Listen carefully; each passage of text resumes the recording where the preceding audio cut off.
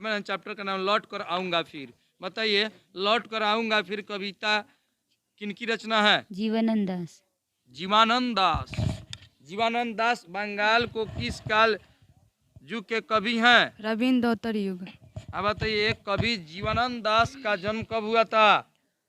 1918 ईस्वी में। क्या?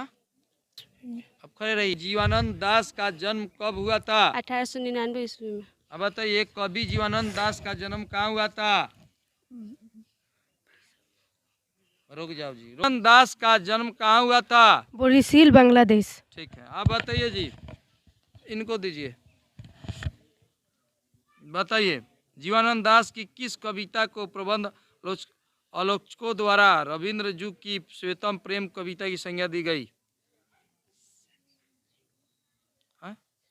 बांग्ला भाषा के सर्वाधिक सम्मानित एवं चर्चित कवियों में से एक है। जीवनानंद दास।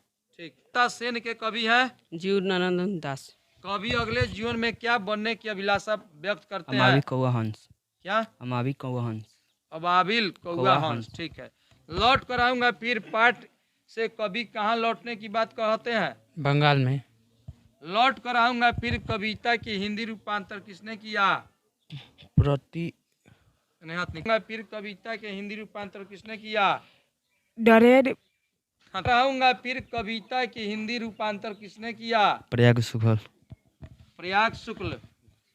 बताइए आप, जीवानंद दास के जीवन काल में कितने काव्य संग्रह प्रकाशित हुए थे? 6।